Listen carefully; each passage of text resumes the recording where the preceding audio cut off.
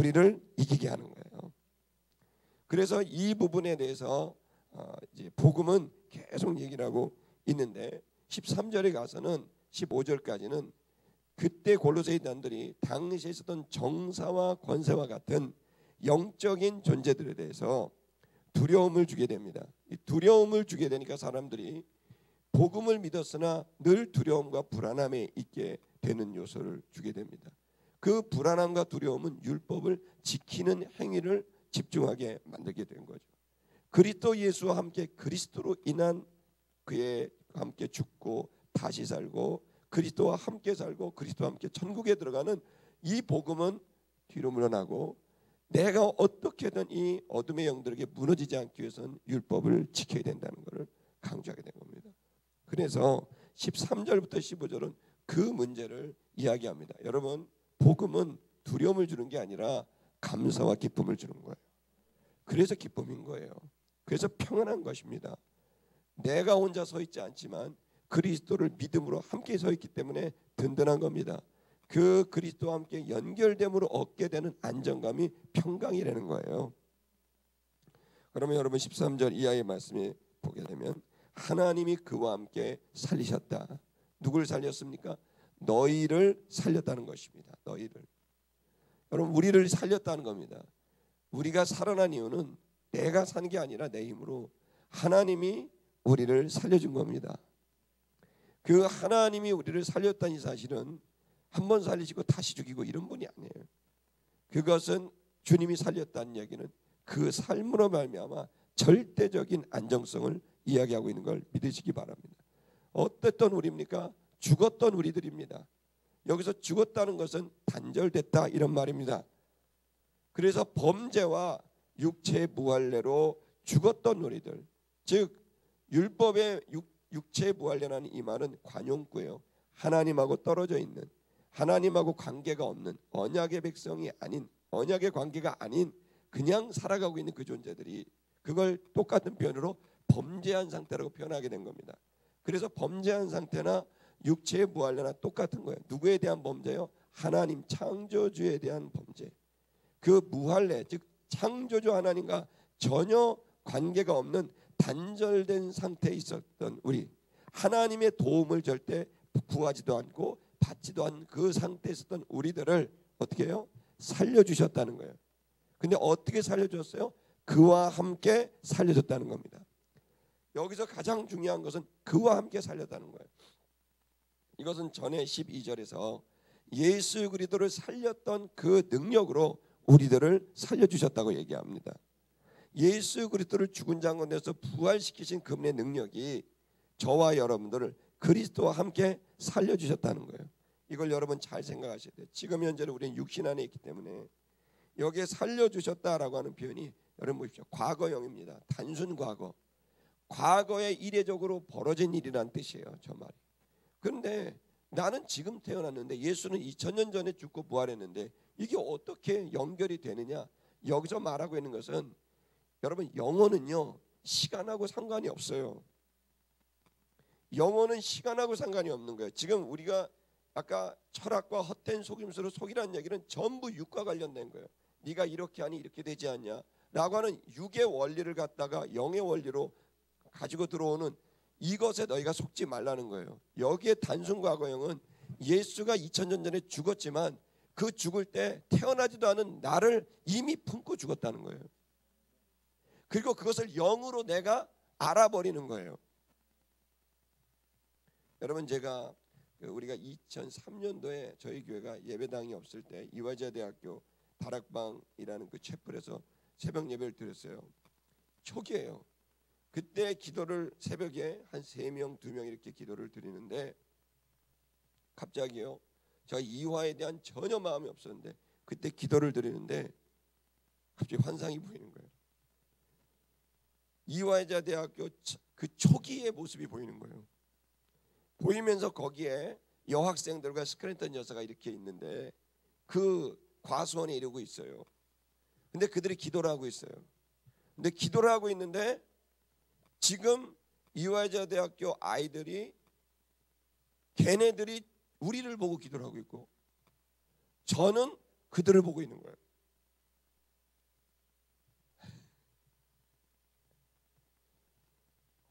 깜짝 놀란 거죠. 130년 전에 그 스크랜턴 여사와 학생들이 기도를 할 때 이 나라 이민족의 주의 귀한 일꾼들이 일어나게 해달라고 기도를 했을 때 그때 본 환상이 지금 새벽 예배를 오고 있는 우리들을 보고 있는 거예요. 이걸 여러분이 어떻게 이해하실지 모르지만 저는 그때 영을 이해하게 됐어요. 아, 내가 지금 비록 여기 있지만 영은 그들이 봤던 사람이 우리였고 우리가 보고 있는 자가 그들이에요. 영은 시간과 공간에 제한을 받지 않아요. 여기에서 예수가 이례적으로 죽으셨을 때 육신으로 보면 그거하고 나하고 무슨 상관이에요? 내가 태어나기도 전에 얘기인데, 그러나 그렇지 않아요. 영은 그게 아니에요. 그분이 죽으실 때 이미 태어났고 앞으로 태어나게 될 수많은 영혼들을 바라보시고 그들을 위해 죽으신 겁니다. 일회적으로 죽으심으로 모든 인류를 구원하신 겁니다. 그걸 하나님의 전능성으로 이루어주셨다는 거예요. 그리고 그 예수를 우리가 지금 바라보고 있는 거예요. 영으로. 그리고 그 예수도 십자가 위에서 우리를 바라보고 있는 거예요. 이 놀라운 영의 세계를 바울은 이러한 헬라어의 문법을 통해 우리에게 가르쳐주고 있는 거예요. 그러면 여러분, 여기에 하나님이 그와 함께 그리스도와 함께 우리를 살려주셨다라고, 이 사실을 거기에 보시면 하나님이 사하시고 용서하셔서, 하나님의 진노하셨는데 그걸 용서하셔서 그와 함께 우리를 살려줬다는 겁니다. 그러니까 하나님이 그냥 살려준 게 아니에요. 하나님이 사하셨어요. 우리의 모든 죄, 우리에게 있는 모든 죄를 사해 주신 하나님이 그와 예수 그리스도와 함께 우리를, 죽었던 우리의 상태를 살려주셨다는 겁니다. 여기 우리에게 모든 죄를 이라는 것은, 모든 죄라는 게 뭡니까?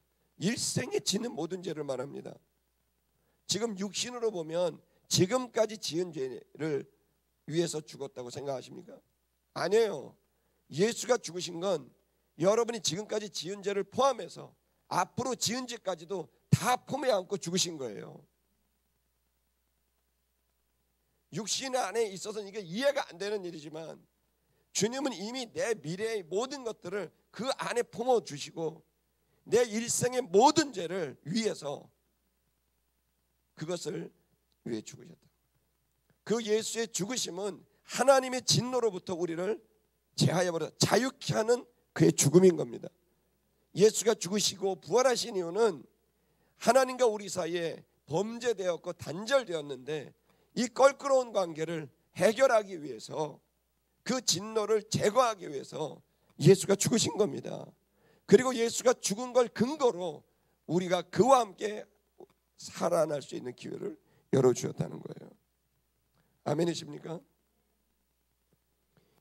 왜 과거 일인데 미래 일인데, 여러분, 성경을 인간이 가지고 있는 철학과 헛된 것으로 풀 수 없습니다. 우리의 육은, 여러분 지금도 마찬가지예요. 여러분이 가끔 우리 눈을 감으면 옛날 일 생각나지 않아요? 근데 생생하지 않아요. 여러분, 우리가 지금 과거로 갈 수 있어요.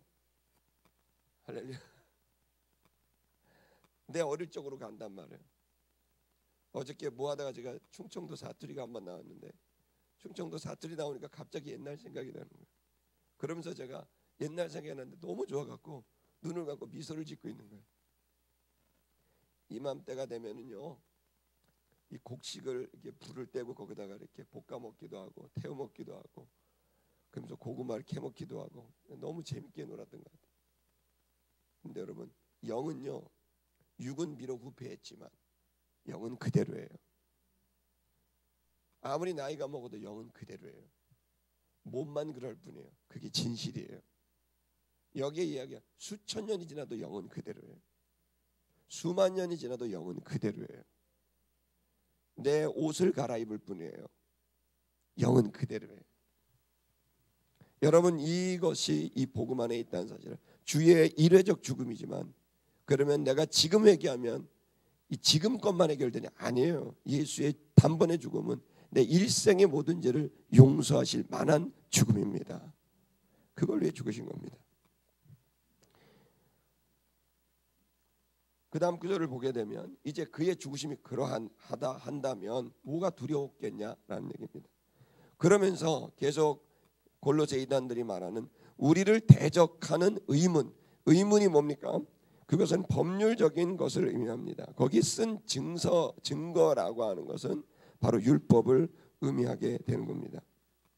특히 쓴 증거라는 건 이 경제적 용어인데 차용증을 말합니다. 이것은 빚이 있다라고 하는 차용증입니다. 그러니까 우리를 대적한 그 차용증을 보면 우리가 뭐야? 항상 빚이 있는 거예요. 그 차용증을 우리가 갖고 있는 거예요. 율법은 우리에게 늘 우리가 이 감당할 수 없는 빚을 갖고 있는 사람이라는 걸 계속 말해주고 있어요. 율법은 보면 볼수록 나는 도저히 이게 하나님께 화해할 만한 내가 돈이 없는데 하나님께 너무 큰 빚을 진 거예요. 채무를.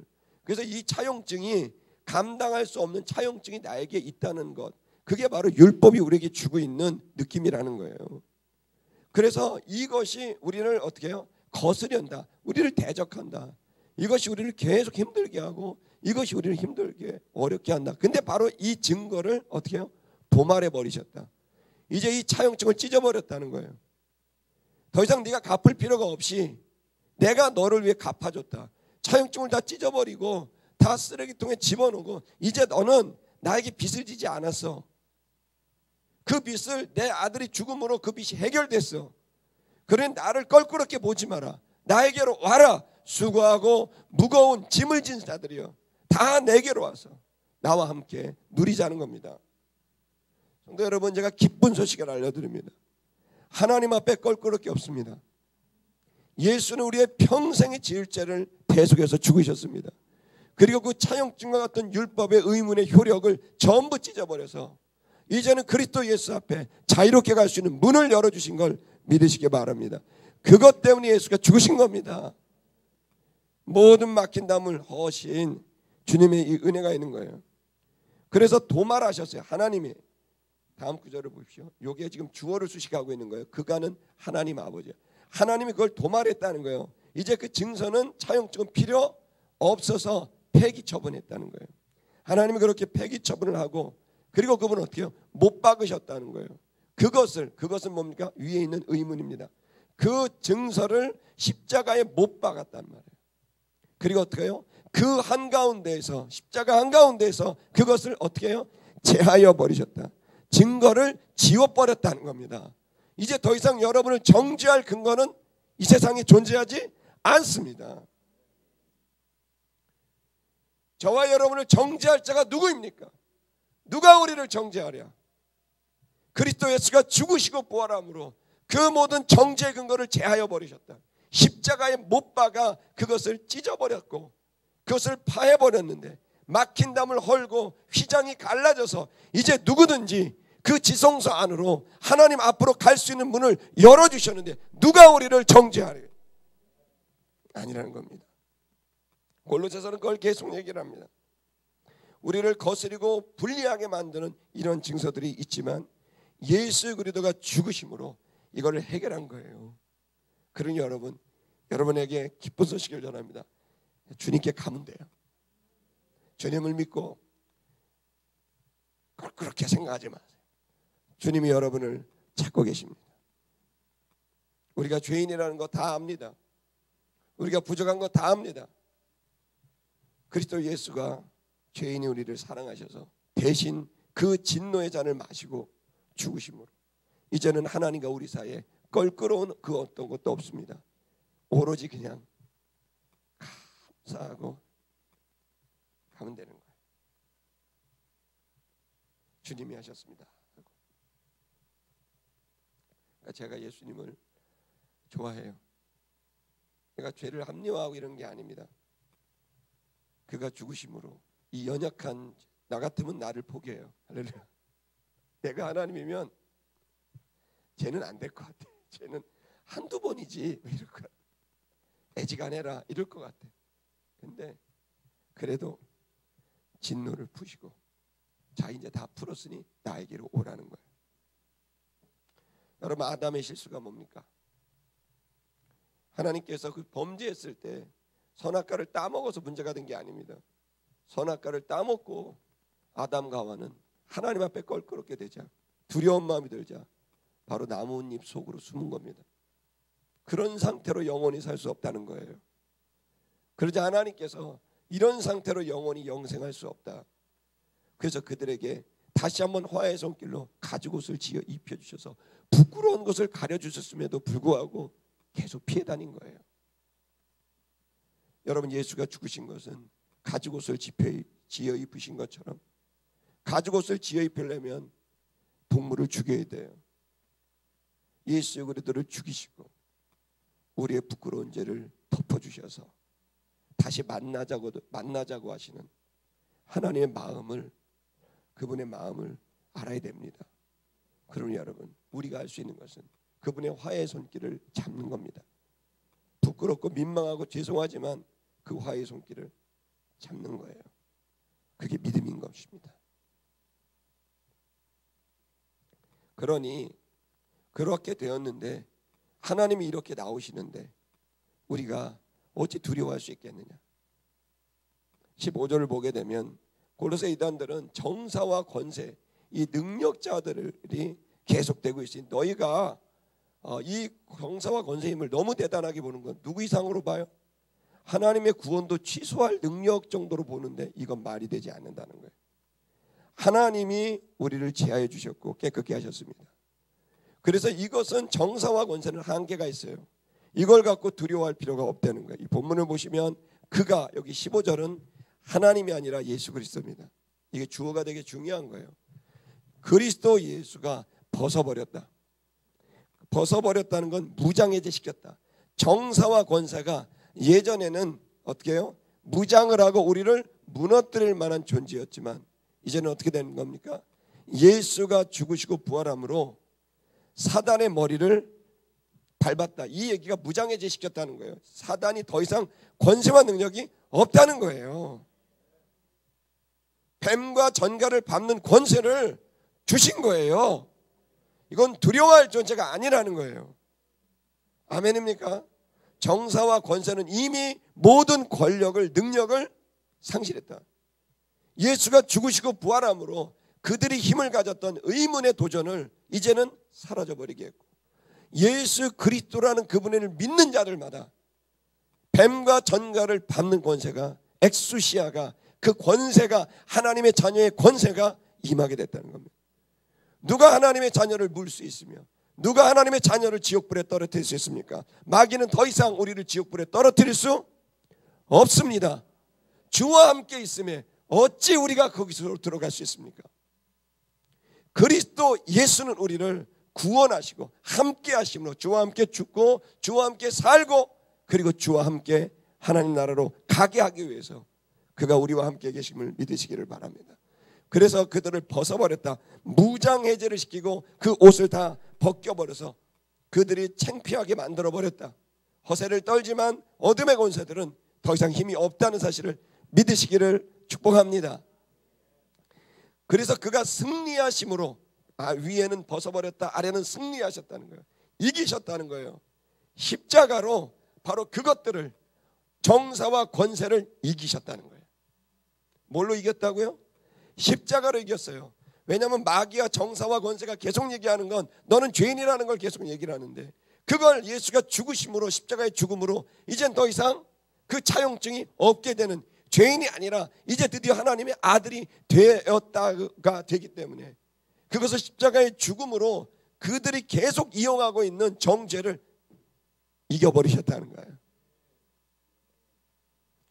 여러분, 이것은 회화적이에요. 15절은 당시 로마에 어떤 일이 있냐면, 개선 장군들이 전쟁에 가서 이기면 반드시 말을 타고 갑니다. 주로 백마를 탔다 그럽니다. 백마를 타고 가면 뒤에 따르는 군사들이 있고, 그 뒤에 뭐가 있냐면 전쟁에서 이겼을 때 포로를 데리고 나옵니다. 근데 포로를 데리고 나올 때 장군이던 모든 옷을 다 벗깁니다. 무장해제를 시키고 그 노예의 그 벌거벗은 모습으로 그 상대편의 장군들, 심지어는 임금들까지도, 로마는 완전히 자신의 힘을 강조하기 위해서 로마의 개선문으로 들어갈 때 개선 장군은 흰 말을 타고 그 복장을 정복을 하고 딱 들어가면 뒤에 그 전리품과 특별히 그 상대편의 장군들과 대적자들을 벌거벗겨서 무장해제시키고 다 그냥 끌고 가면 끌고 갑니다. 그때 로마 시민들이 조롱합니다. 하하하 그렇게. 그 왕들 그렇게 조롱한 교만한 왕이 저렇게 벌거벗고 하하 우는 거예요. 그러면서 조롱합니다. 그리고 개선 장군에게 큰 화성을 보면서 위대한 왕이라고, 위대한 장군이라고 하면서 환호성을 지르고 그 따라가는 포로들은 질질 끌고 가면 벌거벗은 몸으로 가게 되는 거예요. 이 장면을 여기서 얘기하고 있는 거예요. 예수 그리스도가 이기셔서 십자가의 그 엄청난 인내로 죽으시고 부활하셔서 누구를 잡아 끌어요? 정사와 권세의 옷을 벗기고 끌고 왔다는 거예요. 그는 더 이상 우리를 어찌할 수 없습니다. 수많은 거짓과 허상으로 우리를 공격하지만 아니요, 하나님의 자녀되는 권세는 절대로 그들에게 질 수 없습니다. 이유는 예수 그리스도 그분 때문입니다. 그래서 그것을 밝히 드러내셨다는 겁니다. 이 일이 예수의 죽으심과 부활인데 어찌하여 너희는 골로새 이단의 가르침에 따라 어둠의 정사와 권세의 영을 두려워하느냐? 두려워할 자들이 아니라 그들은 무장이 이미 해제된 자들이며 조롱거리가 된 존재들이다. 그들은 예수의 발뒤꿈치를 물었으나 그 예수는 그들의 머리를 상하게 만들었다. 그리고 예수는 이기셨다. 십자가로 이기심으로 그들의 모든 공격이 더 이상 효력을 발할 수 없도록 만드셨다. 그는 이기셨다. 개선 장군이다. 여러분 그림을 그리세요. 지금부터 예수는요 흰말을 탄 장군으로 여기세요. 아멘. 그리고 그 뒤에 군사들은 저와 여러분이 아멘 졸졸 따라갑시다. 아멘. 이렇게 따라가. 그리고 그 뒤에 뭐가 있어? 한가운데 마귀 정사와 권세와 이 어둠의 세상 중간들과 하늘에 있는 악의 영들이 그 뒤에 쫓아가요. 그들을 전부 무장해제시키고 벌거벗기고 조롱을 하는 거예요. 여러분 마귀는 조롱해야 될 존재지 두려워야 될 존재가 아닙니다. 예수 그리스도와 함께 죽으시고 예수 그리스도와 함께 장사되고 예수 그리스도와 함께 부활하고 예수 그리스도와 함께 살아가시는 여러분, 예수 그리스도와 함께 하나님 나라에 들어갈 것입니다. 그분의 이기심이 여러분의 이김이라는 사실을 이 그림 안에서 인정하시고 여러분 담대하게 두려워하지 마시고 승리의 기운을 오늘 한 날도 이기십시다. 할렐루야. 예수 믿는 것은 이 찬양하고 기도하겠습니다.